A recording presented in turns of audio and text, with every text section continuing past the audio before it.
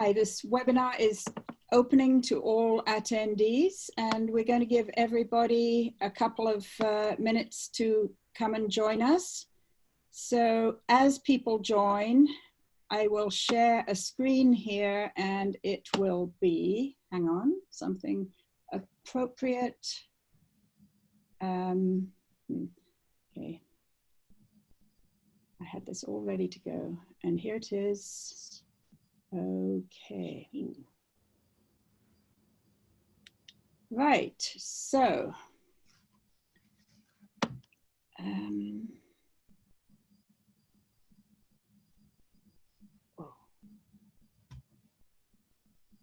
is my screen sharing appropriately or not?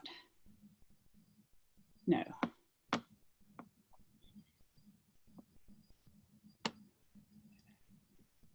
Oh, I see.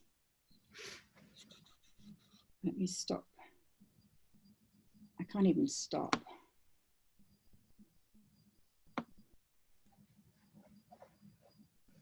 Could somebody else speak while I deal with this? Welcome people, say.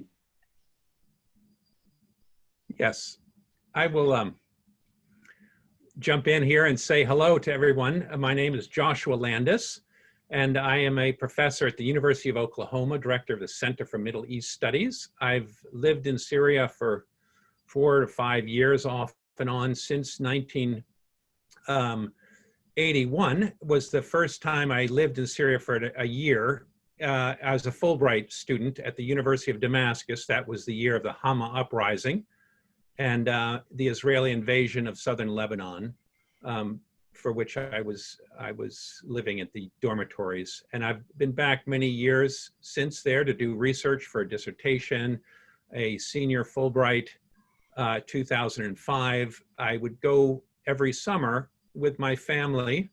My wife is Syrian. She's an Alawite, which is perhaps germane to this discussion because every connection to Syria, colors you. So you can put that into your calculations. And I've written on Syria, ever since, going back and forth. I used to go every summer. I was kicked out of Syria by the government shortly before the uprising began as someone who was considered to be hostile to Syria. Of course, I don't think I was hostile to the government, but I was critical of the government and ran a blog called Syria Comment, which had opposition voices. I interviewed opposition members, and this infuriated the government. And at any rate, that's my history with Syria. And I'm Peter Ford. I was British ambassador in Syria between 2003 and 2006, which were years of opening up. I used to welcome oppositionists into my embassy garden. But of course, things moved on. I myself moved on to work for the UN, based in Jordan, from where I continued to regularly visit Syria, especially the Palestinian refugee camps there.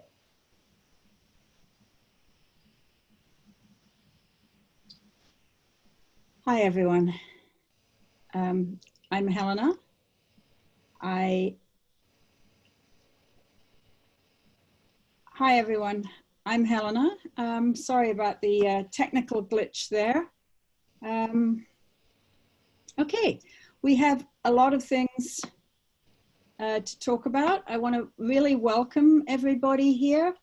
First of all, I'm sorry about the glitch a little bit earlier, but here we are.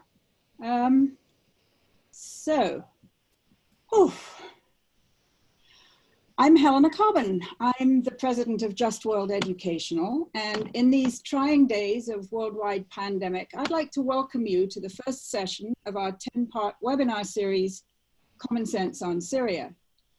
I expect that many of us currently have strong concerns over the health of those we care about in our families, our communities, and in different countries around the world. However, I still believe that it is worth our while to invest some time in examining the horrors that have been visited on Syria over the past 9 years by a broad range of actors, not just, as has often been portrayed in the corporate media here in the West, not just by the Syrian government. And I am really heartened by the fact that so many of you seem to agree that this learning project is a worthwhile one to pursue. We have a wonderful large group of attendees today, representing a broad variety of people from social justice movements, the anti-war movement, academia, and other fields. So thanks for being here and welcome. Of course, we're all here to hear and learn from our two great panelists, Ambassador Peter Ford and Professor Joshua Landis, who both bring a wealth of experience, knowledge, and judgment to this discussion. But just before we get into the main discussion, I want to explain a few things about how this Zoom webinar platform we're using, which is fairly new to all of us here at Just World Educational, as well as, I suspect, to most of you. This webinar platform has a number of features that let us have the kind of interactive and safe learning experience that we're aiming at. If you've taken part in regular Zoom meetings recently, many of the features of this Zoom webinar platform will be familiar to you, but some are different. The webinar platform is designed to replicate to some degree the experience of being in an in-person seminar or panel discussion, but with some enhancements. I expect most of you are attending via a laptop or desktop computer, which really is the best way to do so. If you're watching me speak in one window on your computer, then you can take your cursor down toward the bottom of that window, and as you do so, you'll see a number of options, including a Q&A option, a polling option, a raise hand option, and over toward the right-hand end, an option to leave the meeting. Please don't click on that one yet. If you're with us on an iPhone, the options are roughly similar. What you as attendees don't have is an option to turn on your own mic or to share either your video or your screen. We do that for you when we call on you to speak. When I say we, I mean me and my team of elves here who are helping out behind the scenes. Chief Elf is our board member, Dr. Alice Rothschild. Big thanks to her and to all of her elf team. So what we'll be doing here with this webinar is I have compiled a short list of questions that I will ask our two panelists, and the three of us will have as normal a conversation on these topics as we can have, given that I'm here in Washington, DC, Ambassador Ford is with us from Macclesfield, UK, I believe, and Dr. Landis is in Norman, Oklahoma. And that you will be seeing us all appearing sequentially in a single large box, depending on who is talking at that point in time. So a couple of times throughout the meeting, I will be deploying the polls option, which invites feedback from all of you attendees. Here is one that I'm going to deploy now. Let's hope it works. Okay. I am launching a poll, which should appear for you. This one you can answer anonymously at any point in the next 5 minutes. And at that point, I will get back to you all and tell you what the aggregate of the answers is. I have 3 other polls here, even shorter than that one, that I might deploy at various times throughout the webinar. It's a way for us all to stay engaged. Oh, it's really interesting to see the answers coming in. We're going to try to keep our conversation to 30 minutes or so.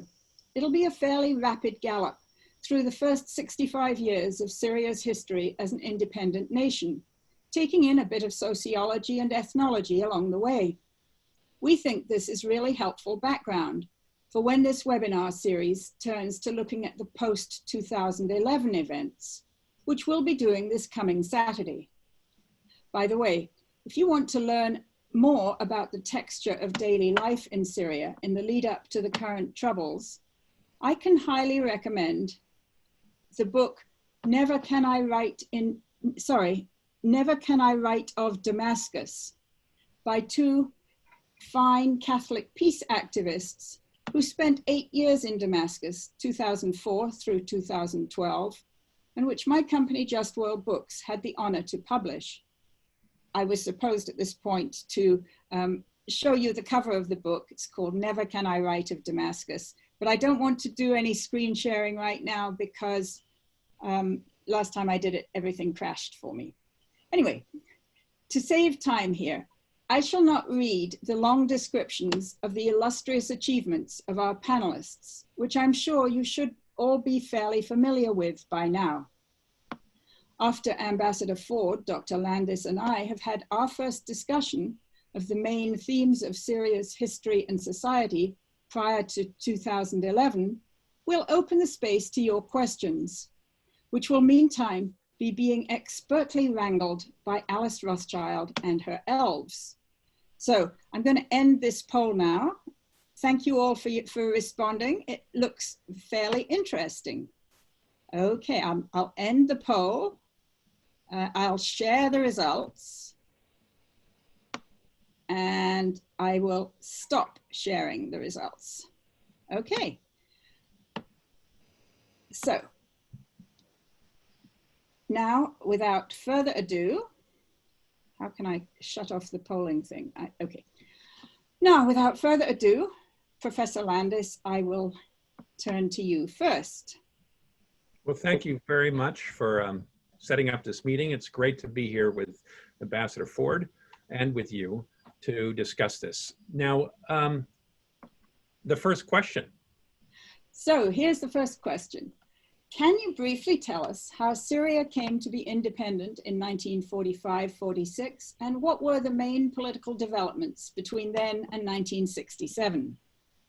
Well, let me make, there's two major points that I would like to make that I think will help our audience think about the uprising and the civil war that ensued in Syria. That'll help us understand it. And the first is how the Alawites came to power. And the second is really about America's position on Syria and our foreign policy towards Syria, which was set in 1948. The first question is, how did the Alawites come to power? The French owned Syria and Lebanon as a mandate from the League of Nations at the end of World War I. And that meant it's a quasi-colonial setup. It was given this coloration of a mandate and some legal, international legalization through the League of Nations, but it was a colonial imperial setup. And France, in order to rule in Syria, divided the country into a number of sections, including an Alawite, independent Alawite state. In order to control Syria at the end of World War I, the French established an army of the Levant that was drafted from local Syrians. And many Syrians did not want to join the army, particularly Sunnis from the cities, because there was a nationalist uprising from 1925 to 27, largely dominated by the urban centers and urban nationalists. The French, in order to fight this uprising, created this army. Into it flooded minorities, and overrepresented were Alawites, very poor and very disadvantaged and discriminated against. So the real question is, how does this poor minority, 12% of the country, Alawites, get to be the leaders of the country? And the answer is fairly simple, and it's through the military. They were marshaled into the military. They volunteered because they were poor. It gave them 3 meals a day. And they didn't mind fighting against the Sunni nationalist elite of the urban centers. Into that army were Druze, other minorities, Christians flooded in. So did Sunnis from the countryside who felt oppressed by the Sunnis of the cities, who were the major landowners. So that's how the Alawites got in. By the 1950s, after independence in 1946, the Alawites made up, we believe, about 60% of the non-commissioned officers. There was a series of coups throughout the 60s. And And in those coups, Sunni officer corps was largely destroyed and eliminated, purged. And the Alawites and other minorities rose up through the ranks. And this allowed the Alawites to take power in 1966 through the Jadid regime. And then the Assad family took over in 1970 and really got a monopoly on the hold of power. And in that way, the Alawites consolidated their power, and they were able to put in the officer corps large percent of Alawites, co-religionists, and members of the family, of the Assad family. The brother of Hafez al-Assad ruled the special forces and surrounded Damascus with them to protect the crown, if you will. And that's, so both intelligence, military dominated through this Alawite minority. Of course, there were other relationships with Christians, with Druze, but also with rural Sunnis. And through the Ba'ath Party, the rural Sunnis were privileged. And Peter Ford is going to talk to you more about that in a second. But that is how the Alawites get to power.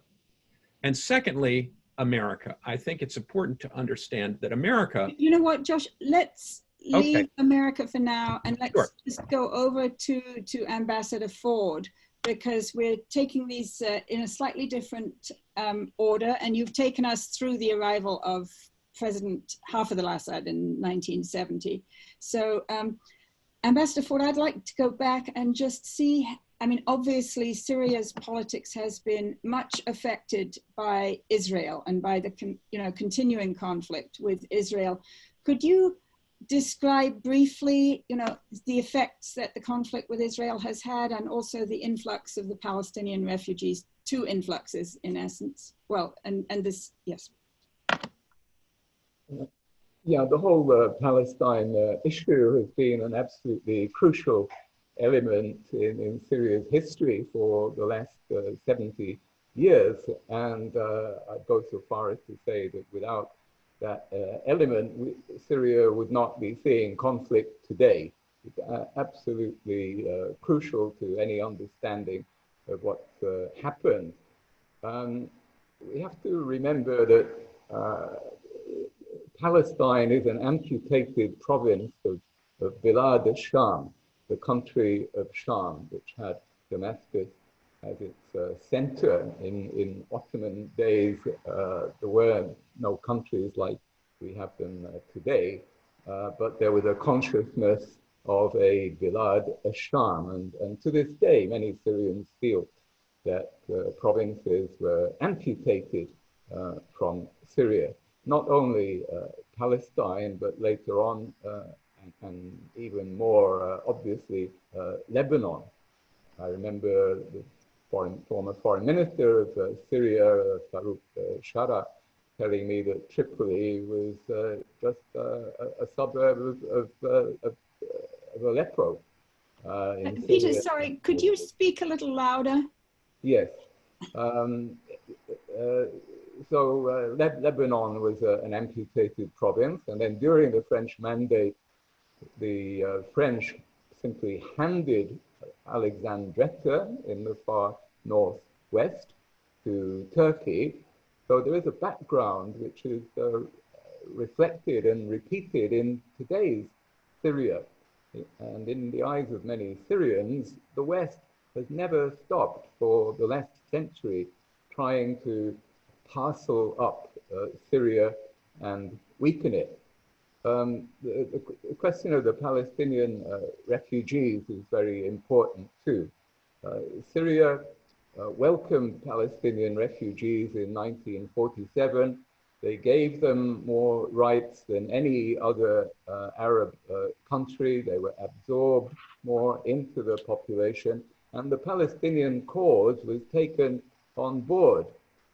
In Syrian ideology, national and Ba'athist ideology, they believed in it, in the Palestinian cause, as much as any Palestinian, and they felt some ownership for it. But they paid a price. They paid a price because they were led into wars There was a long history of friction and attrition with Israel leading to the '67 war, when basically for the sake of the Palestinians, Syria first lost the Golan, and then a second war in '73, when Syria ended up losing another slice of territory and felt that it had been betrayed by Egypt, by Sadat, who basically did a dirty deal and ended up recovering Egyptian territory. But Syria was left stranded.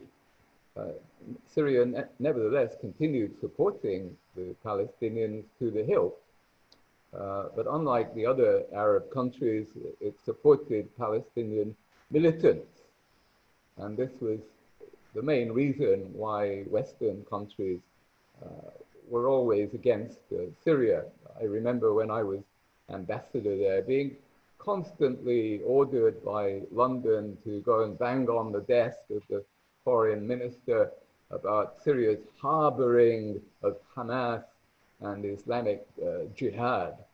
I always wondered what was the British interest in this, but London never told me. But it was a crucial reason why the West was always against Syria.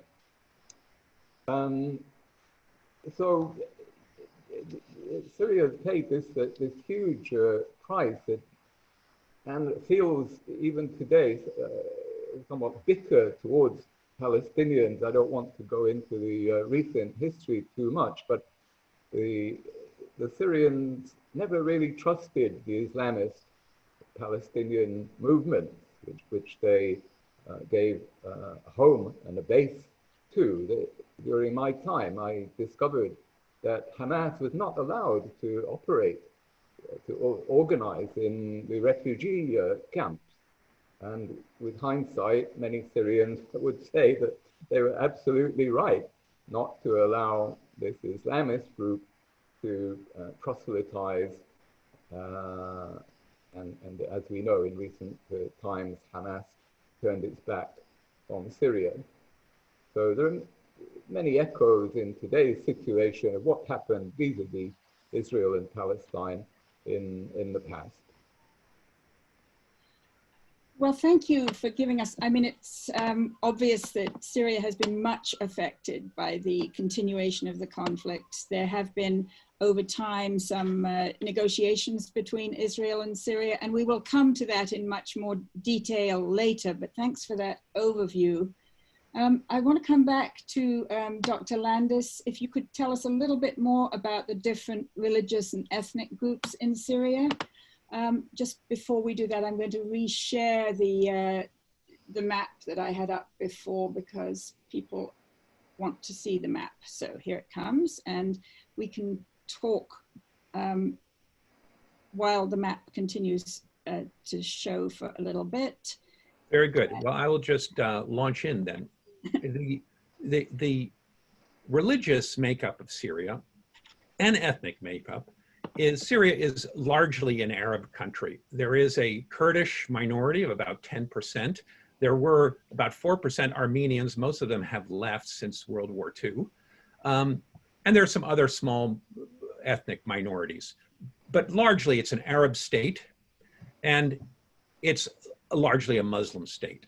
Now, the Islamic part of it, there were about 15% Christians after World War II. We believe today that Christians make up only about 5% of the Syrian population. The number you'll see usually is 10%, but I think that there's been a lot of attrition of Christians since those numbers were confirmed last. And then Alawites are about 12%, Druze 3%, Ismailis 1%. These last three I've mentioned are heterodox Muslims, and they're not considered Muslim by Orthodox theological determination, not by Shiites and not by Sunnis. And this, legally, they're considered Muslims by Syrian law. And that's the problem. The problem is there's this big difference between the Syrian law that's largely been imposed by the Assad regime and theology. So once the Civil War broke out, many Islamist groups began to say, these people are not Muslims, and in fact, they're pagans because they deify Ali, for example, is the accusation against the Alawites.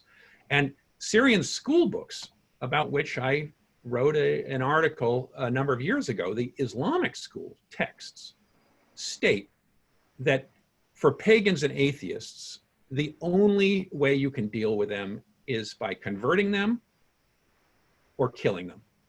And that's the sentence used in the Syrian 9th grade textbook.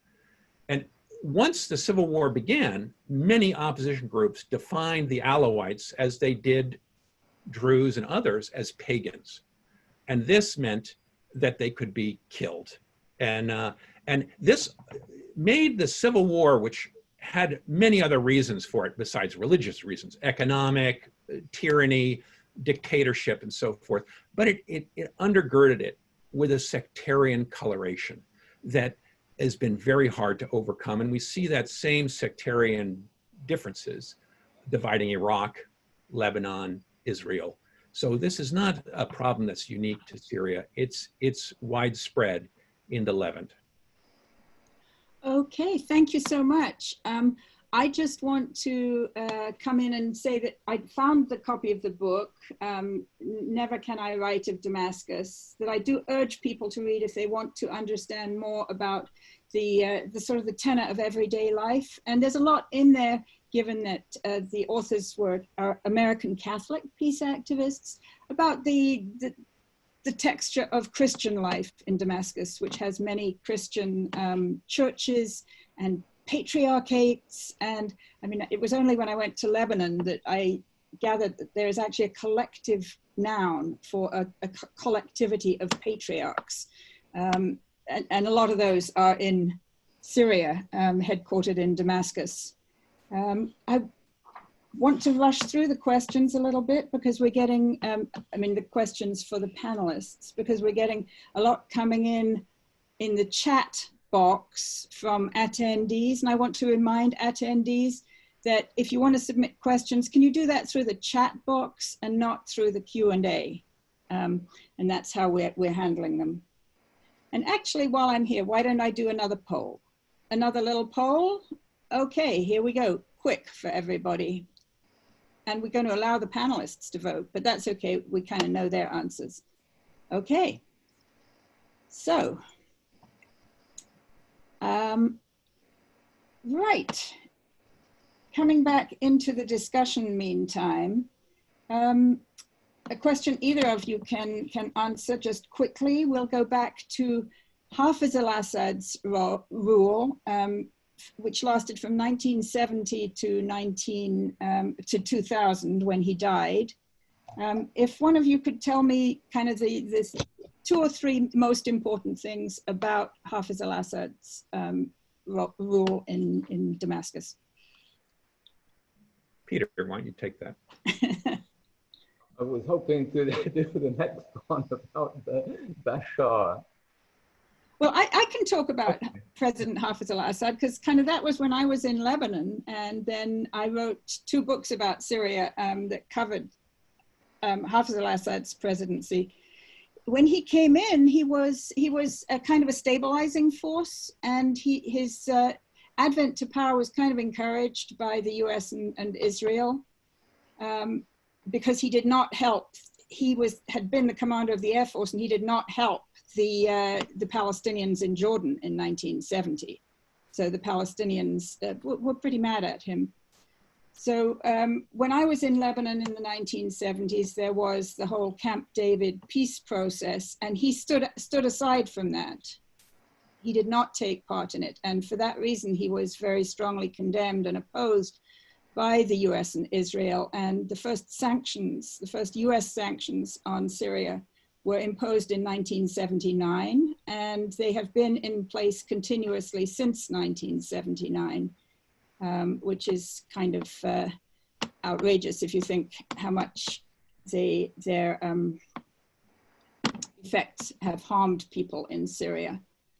So I'd like to jump in and just add a few things on that, and that is the Hama uprising and the struggle with the Muslim Brotherhood, almost immediately on coming to power, Hafez al-Assad encountered a lot of resistance. And the Alawites coming to power that happened in the 60s and then was consolidated under Assad was infuriating for many of the Sunni elites of the cities. The Alawites were not educated.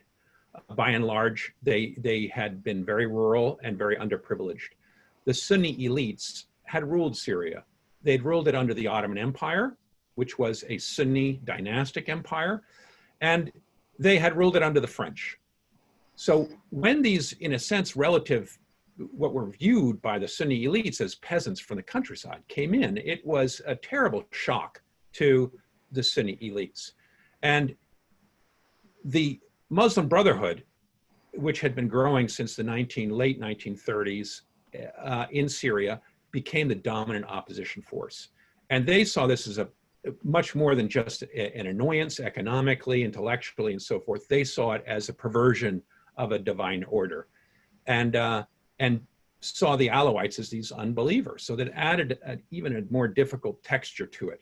And they began to mobilize against him with the help of Iraq and Jordan, other countries, and to a certain degree, the United States, and began terrorist activities, bombing. By 1981, when I was living at the University of Damascus, there were giant explosions going off at the Defense Department and elsewhere.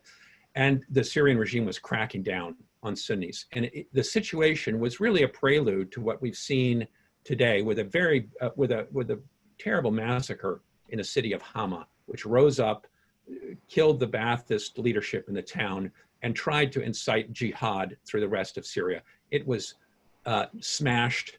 I visited the town 3 weeks after the end of hostilities there, and it was devastating. The regime was showing it off in order to let people know that this was what was going to happen if you oppose the regime. So there was a long, chilly period after that. And it was really only once Bashar came to power that in a sense, the pall of that lifted. And there was a new day in Syria, at least what people believed would be a new day in Syria. So that is a beautiful setup for my question to Ambassador Ford about, this was the time that you were the ambassador in Damascus largely, and Hafez al-Assad's son Bashar al-Assad assumed power. Can you describe the period that followed, which was known as the Damascus Spring, and what its main features were? Yeah, well, it's been a tale of missed opportunities by the West to take advantage of the opening up that occurred in the first several years following Bashar's assumption of power. The opening up at first took a mainly economic form. Syria had developed over many years a fairly self-sufficient economy, and had very little contact, economic or political contact with the outside world. But we saw in the early Bashar years an opening up, more trade with many other countries than the Eastern Bloc, who had monopolized trade before. We saw technocrats joining the government. We saw Western type coffee bars, many economic opportunities for the largely Sunni governing economic class in the division of power that Josh was describing earlier. I think one can't neglect the fact that the vast majority of economic power lay in the hands of prominent Sunni merchants who were very resentful when the occasional non-Sunni broke into their circle. And this is an important part of the subtext of everything that has happened since, this Sunni resentment over sharing the economic spoils. After after the economic opening up, we saw some timid political moves, release of some political prisoners, salons sprang up, people started to talk more openly. They came to residence garden parties. Some of the most prominent non-violent oppositionists were frequent visitors to my house, and as part of British government policy, I was encouraging all this, obviously. But it all began to turn sour largely because of external factors, Iraq and Lebanon. With the invasion of Iraq, Syria, the Syrian government felt rather exposed. It was no secret that Syria was on the hit list once America dealt with Saddam. And therefore, they tightened up domestically, and the spring evaporated. It was already evaporating, to be fair, but Iraq sounded the death knell for the timid opening up, and there was a new premium on internal security. This increased further over the Lebanon crisis. Syria had lingered in occupation of Lebanon for too long after the Lebanese civil war ended. This was mainly the fault of Hafez. He should have withdrawn many years before. Bashar inherited this, and it was a very corrupting influence, literally corrupting Lebanon, the money involved. The Syrian officials who ended up literally on the payroll of Rafiq Hariri, the very powerful Saudi-backed prime minister and leading politician of Lebanon. For one reason or another, Hariri got assassinated, probably by Syria. This overreaction by Syria prompted another big crisis in Lebanon and Syria, with mass demonstrations in Lebanon, causing great fear in Damascus while I was there, and more fear of Western subversion, because it was known that Hariri had the backing of America and the United States, and was, in the Syrian belief, preparing to use Lebanon as a springboard to overthrow the government in Syria. So that was the epitaph for the Damascus Spring. Yeah, that raises a number of interesting questions that we will obviously be exploring more in the next session and in other sessions. One little note there from what both of you have said that I think is worth mentioning is Saudi Arabia's role, because after President Hafez al-Assad so brutally suppressed the Hama uprising in 1983, a lot of the leaders of the Muslim Brotherhood fled to Saudi Arabia, and a lot of the people associated with them, and they did a lot of organizing there. And I think my understanding is that they became a very different kind of a Muslim Brotherhood organization than the ones we are perhaps more familiar with in Egypt and Palestine, where the Muslim Brotherhood and Hamas, have participated in elections and have by and large, adopted a non-violent, participation in society. Whereas, the Syrian Muslim Brotherhood, as sort of incubated in Saudi Arabia, became fairly violent and deeply dedicated to the overthrow of the government in Damascus. So that, that all came together in 2011 when the sort of liberal democratizers that Peter is talking about, having that small emergence under Bashar al-Assad. I think after 2011, those liberal democratizers became completely swamped by the people who came back in from Saudi Arabia and the Gulf and the Muslim Brotherhood. But we will be looking more at that next week. Now, Alice Rothschild, I think we have had a huge number of questions going on down in the chat. So could you maybe present us with one or two that you would like to have answered? Okay, so I'm putting together questions. So one issue is, what are the Palestinian economic and political rights in Syria? The Palestinians have been treated better in Syria than in most other Arab countries. In Lebanon, they're not allowed to have government jobs. They're not allowed to have citizenship.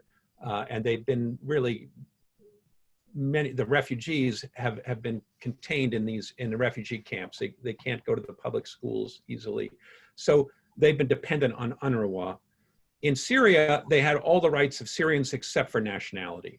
And it still meant that it was very difficult for them to travel. Jordan, you had to show $5,000, that you had $5,000 and make it a deposit in order to travel to Jordan and so forth. But Palestinians had a great deal of equality in Syria, because Syria saw itself as one of the sponsors of the Palestinian movement, and because of Arab nationalism in the Ba'ath Party. So for Palestinians, life was pretty good in Damascus, and they were, they could hold government jobs and go to public schools, go to university, and do almost everything else. And so some Syrians joke that the Palestinians have just as few political rights in Syria as Syrians do. Absolutely, and that's caused a lot of a splintering of the Palestinian movement when the uprising started, because many of the older Palestinians and Palestinians who had worked with the regime believed that if they turned against the regime, they would end up in Saudi Arabia's hands and America's hands, which would undercut any effort to get a better deal with Israel. And so they stuck with the regime, even though many of them understood its authoritarian and its brutal aspects, but they believed, resistance was the only way to get them ahead. A lot of younger Palestinians joined younger Syrian Sunnis in opposing a regime and thought, we're never going to get ahead until there is democracy in the Middle East. And therefore we have to fight against Assad, and then we will fight against Israel later on. And those were the two, in a sense, the two poles, and Palestinians were very divided. So a follow-up question would be, interject there. I wonder what Josh's evidence is for that last statement. My impression was that many young Palestinian militants joined the opposition simply out of Islamist solidarity, not any special desire to see democracy in Syria first. No, this is mainly about Sunni solidarity, which I can hardly be overemphasized as a leitmotif for the whole conflict. Well, I'm sure that is a very important part. And so there's more than two wings to the Palestinian thinking. And I was trying to simplify, but you're absolutely right. Islamism is an important thread in this. So a follow-up question is looking at the Golan and asking why Syria didn't liberate the Golan, why it bombed the Yarmouk Palestinian refugee camp. How does that all fit into this? Well, that Syria got dragged into the Palestinian 1948 war. There was a ton of, the Syrians were too weak to do it. Their army was in shambles in 48, but popularly, there was tremendous pressure to jump in on the side of the Palestinians, and the slogan was to keep Palestine for the Palestinians. And Syria got into the war, got badly beaten during the war, although it did capture a few little hunks of Palestinian territory.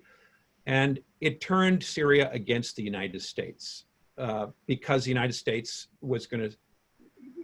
could not support any country that was going to go against the emerging Israel. And ever since, the United States has been the enemy of Syria. because Syria has been dedicated to this Palestinian cause. Now, Syria was weak, and that meant it had to make alliances with ultimately Hezbollah, with other non-state groups. And it failed one time after the next in achieving its aims of delivering Palestine to the Palestinians. And this has caused it a tremendous amount of criticism. And many people have said, you know, look, the Syrians were more interested in staying in power than they were in conquering Palestine and delivering it to the Arabs, which is undoubtedly true. They've not been able to deliver the Golan. They lost the Golan in '67 to Israel, which has settled it and has now annexed it to Israel. And this has been a tremendous failing on the part of the Assad regime in the eyes of Palestinians. But of course, the alternative is to join the Saudis, who have not turned out to be able to deliver Palestine anymore than the Syrians have. And that's the dilemma for the Palestinians. There aren't any good choices for them today. And can you speak to the influence of Russian support and their efforts to stabilize, or what is their role here? Peter, you want to jump in, Peter? Well, we're jumping forward a bit here, are we not, Helena? This session was meant to be some deeper background, but I would just make one point in relation to this question, that Syria, and it goes back to the Palestine question, that the West has been against Syria essentially because of the position on Palestine and because of its support for Palestinian militants. When I was in my job, we were negotiating an EU agreement with Syria, which would have helped in the opening up, and it fell largely over the question of Syria's position on Palestinian rights and Palestinian militants. It had absolutely nothing to do with Western security interests, economic interests, or anything else. It was pure concern for Israel. And this is the missed opportunity that I was referring to, that we missed the golden opportunity in Bashar's early years to deflect Syria from Hafez's pro-Russian path onto a pro-Western path. But we failed to do so because of our obsession with Israeli security. So there are a number of questions about the US role and its support of various regimes and working with the CIA. Can you comment on those issues? Say that once more. There have been a number of questions about the role of the US in this region, and also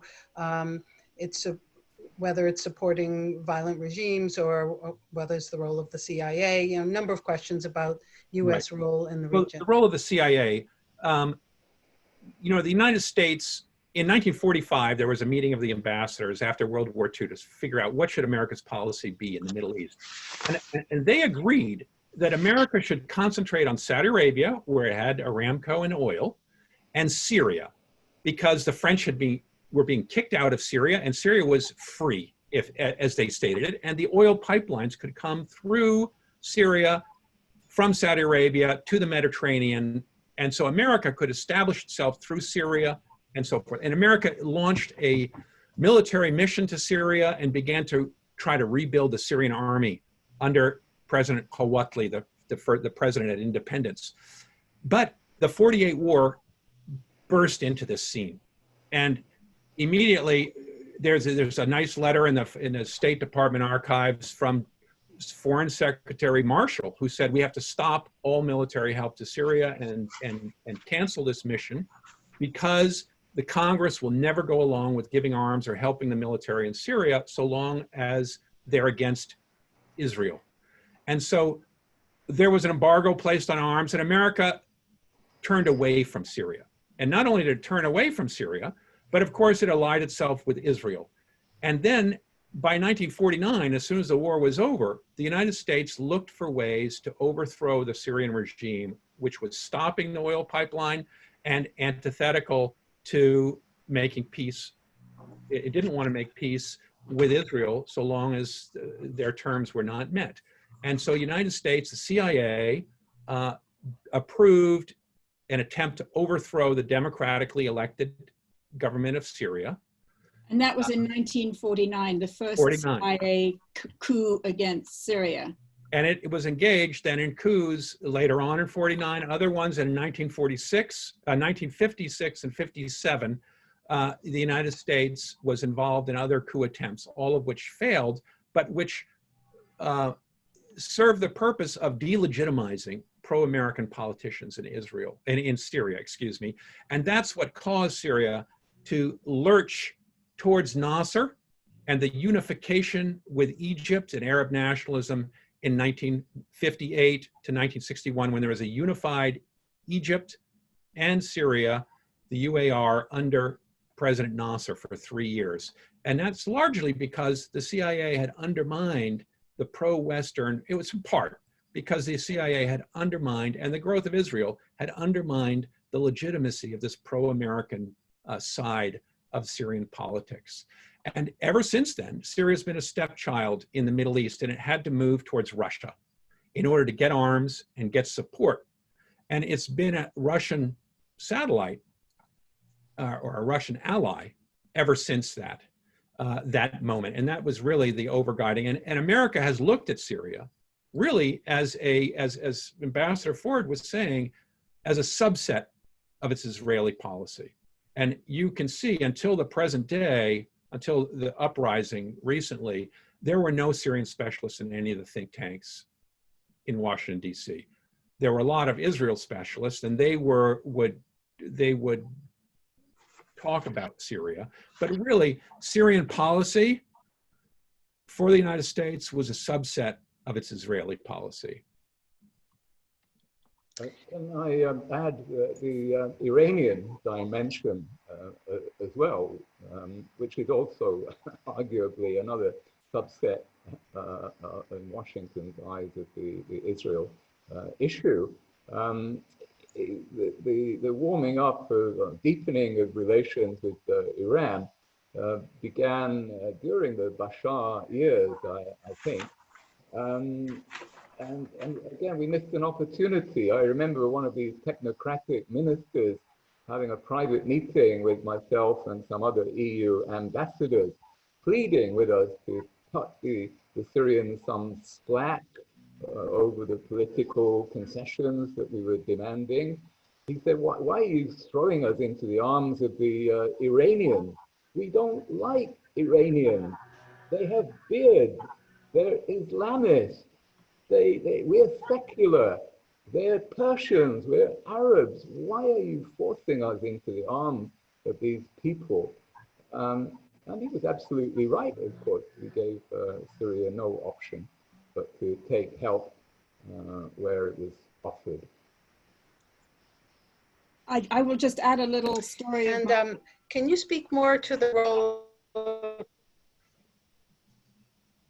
Sorry, I will just jump in here and add a story of my own about the late years of the George W. Bush presidency, when I was honored to be part of something called the US-Syria Working Group, which was trying to set up a kind of a back channel of communication between the two governments, particularly at the time that after Barack Obama had been elected.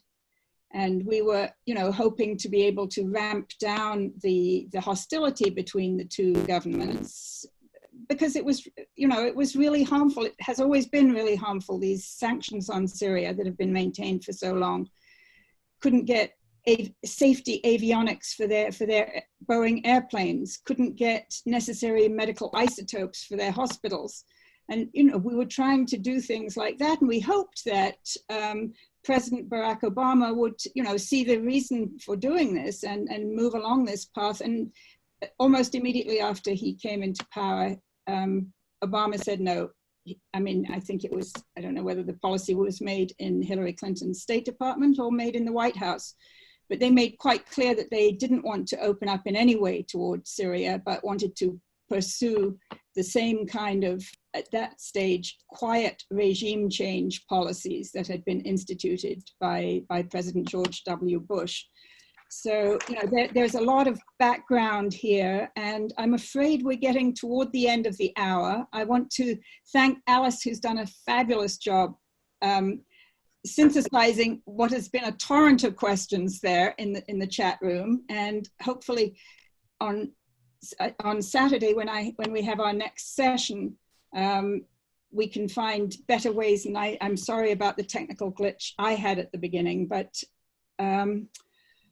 what a rich discussion we've had already. I want to thank all of you who've been with us on this learning adventure, including the attendees and participants, our super ELF team under Alice Rothschild, and of course, Professor Landis, a big thank you to you. Well, it's been great to be here, and it's been nice to discuss it with you and Ambassador Ford. Well, great to have you here. And Ambassador Ford, thank you so much for bringing your expertise to us from the UK, because it's a point of view that we here in the United States really don't hear nearly enough of. Just before everyone here tunes out, I'm gonna do a, oh, whoa, where are we? Okay.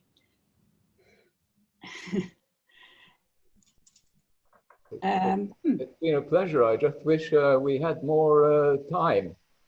Well, we're going to have more sessions, and maybe we can have both of you back for later sessions, because one of the things I'm going to say is that because we've been organizing this project sort of on the fly, we have the next 2 sessions set up.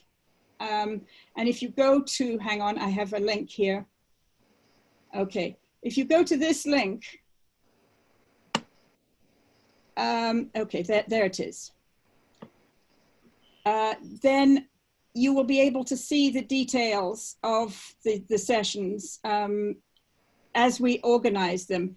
We still have some flexibility at the back end of the schedule.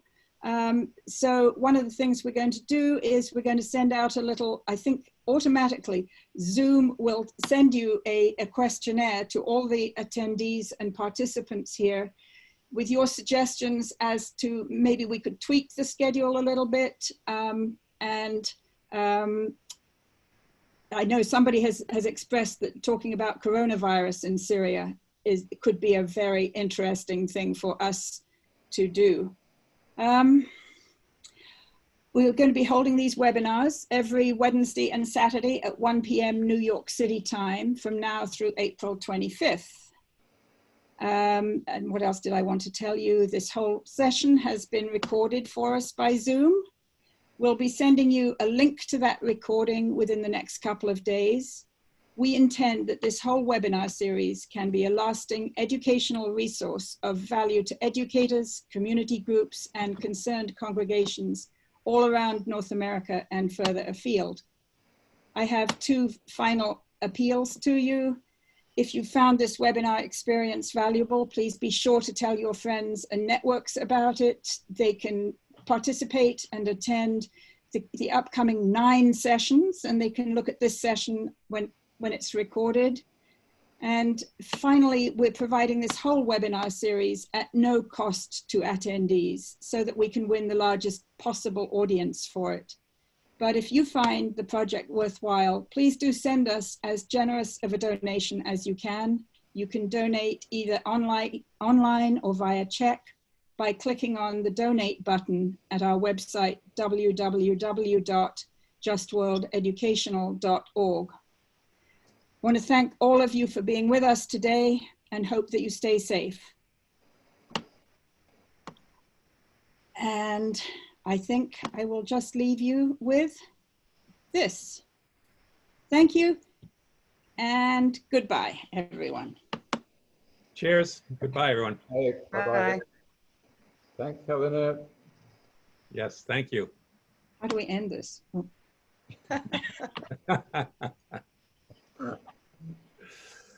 Oh. if there's an elf who could end this, I would much appreciate that. Okay, I will end it.